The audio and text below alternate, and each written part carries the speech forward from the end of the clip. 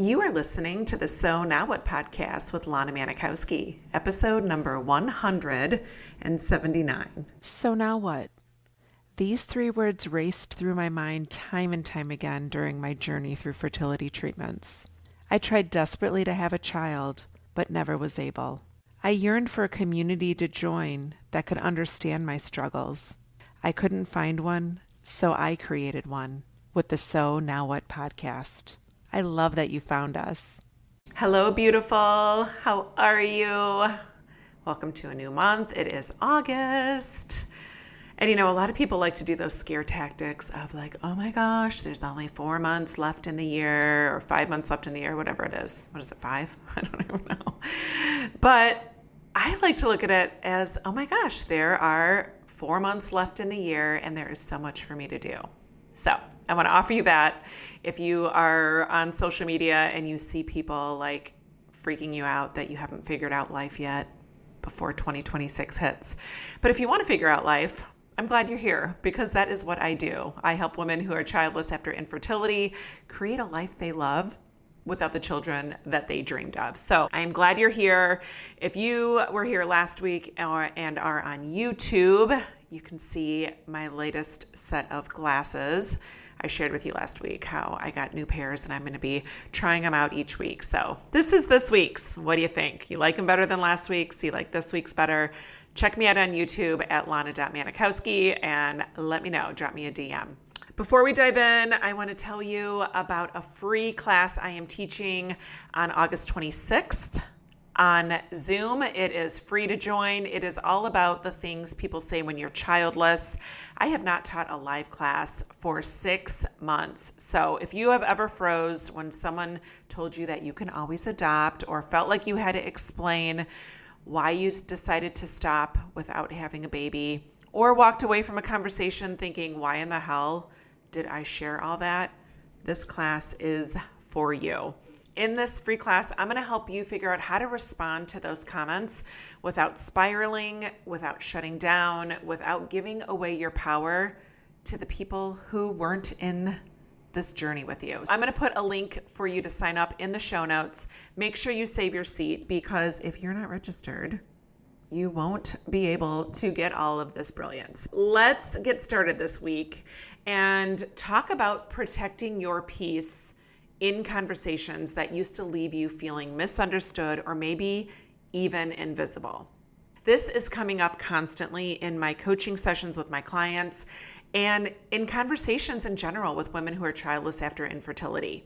There is this pressure to explain, not just to strangers or well-meaning friends, but maybe it's sometimes even explaining yourself to yourself. So let me tell you, you might recognize this.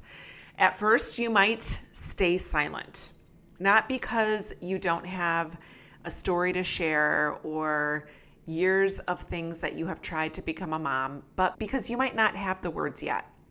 You might not have the emotional energy to say out loud what the last several years were like for you. I found that way with me. I went through the 7-year journey and I did not know how to talk about the loss of my motherhood or this dream without completely unraveling. So I stayed silent. Maybe you do the same. You say nothing when people ask, why don't you have kids? You might nod, you might smile, you might change the subject. Silence feels safer to you and it feels easier to stay silent than to explain something that most people who haven't gone through infertility likely won't understand. But there comes a time when things shift. Maybe somebody makes a comment or they ask a question about why you don't have kids or offer you a suggestion, and suddenly you find yourself doing the exact opposite. You go into full explanation mode. You start by justifying all the years that you spent doing this, all the number of rounds of IVF that you did, the cost. For me, I went to a remote clinic for the second half of my treatment, so the travel. And you're trying to justify the decisions that you made, why you didn't do a donor egg. Maybe If you feel like it, you might share why adoption wasn't the right answer for you. But what you do is you find yourself justifying your entire journey because it's maddening to hear people offer suggestions for what they think you should be doing or what they think that you should have done to become a mom. You might even find yourself explaining your appearance. I know for me, I gained a significant amount of weight, and I used to tell people that, oh, it's the IVF meds, even though I was years past fertility treatments, but it was this like justification of why I had gained weight, why my body looked different than they were used to seeing it look pre-fertility treatments. I wasn't ready to go into the deeper truth that I had given up on my body because I felt like my body had given up on me. That was the truth. There were times when I just sat there and tried to over-explain things because I didn't know how to tell people that I stopped caring for my body because I did not know how to stop blaming it for not producing the child that I thought it was going to produce. I know the exhaustion that comes from living between those two extremes. The silence that eats away at your identity and this over-explaining that feels like you're putting your pain on trial. Because you're constantly anticipating that there's going to be judgment. You're bracing for that next comment, and you offer your grief like evidence, hoping that it will finally get someone to see you and say, oh, I get it now. But you do not have to keep doing that. You don't need to keep explaining your grief to be allowed to feel it. And you don't need to justify your choices just to protect your peace or to defend your decision to stop trying to pursue motherhood. You're allowed to say that was my limit. That was what I was capable enough. And this life that ended up without a child is enough. Even if nobody sees it, and even if nobody else gets it, you can still get it. So let me take a moment here to share with you a passage from chapter 1 of my beautiful best-selling book called So Now What? If you haven't heard me talk about my book or you haven't read my book, I'm going to read you a passage from chapter 1. If you want to download chapter 1 for free, I will put that link in the show notes as well. It is a very transformational chapter because I am sharing about the most startling news I got throughout my whole journey. So here we go. A direct passage from chapter 1 of So Now What? The results from the genetic testing of my last frozen embryo were in, and the message ended with, I'm sorry, Lana. I know how badly you and Jack wanted this. I was shattered.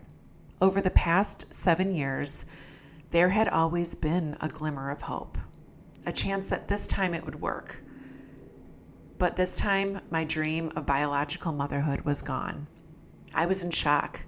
I needed to get away from my colleagues and find somewhere to fall apart. I found myself tucked away at the end of a dark corridor in our corporate headquarters, sobbing and mourning the children I always wanted, the mother I deserved to be, and the future I had dreamed of. It had all been taken away with me, and there was no solace. So that was the moment that my fertility journey ended. The phone call that shared with me that my journey through fertility treatments was ending. And that was not the moment that ended me. And I want you to know that the same is possible for you because there is a part of the story most people don't ever talk about. The way you tell your story is the most powerful tool that you have. But most of us never stop to ask, when somebody asks, do I have kids or why I don't have kids, do I like the way I talk about my experience? And I'm telling the version that's true for me or just the version that other people can handle. But there are parts that you are ready to let go of. There might be parts that you've never said out loud because you never knew you were allowed to. This, to me, my love, is like the icing on the cake. This is the place where you take your power back. And this is like the stuff I love doing. I have a new client that I'm working with. We just finished her second week of Thrive After Infertility. We're working together one-on-one. And we talked this week about her story, how she tells her story. When she tells somebody that she doesn't have kids or about her fertility journey, does she like what she's saying? So I want to ask you and tell you that you learn how to tell your story on your terms.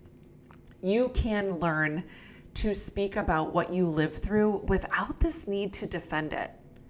And you can learn how to see yourself not as a woman who failed, but as a woman who showed up, who is choosing peace, who decided enough is enough. You can feel proud of who you are, even if no one understands the journey it was like to get here.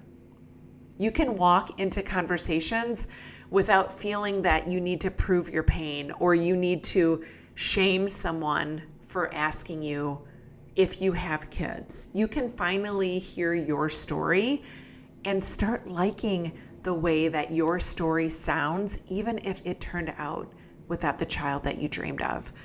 You can feel rooted in your identity as a childless woman without feeling shameful or that you need to apologize, because it is really important for you to know that you do not need to be understood by everyone. I used to think these people need to understand that this is not the right thing to ask and this is not appropriate conversation.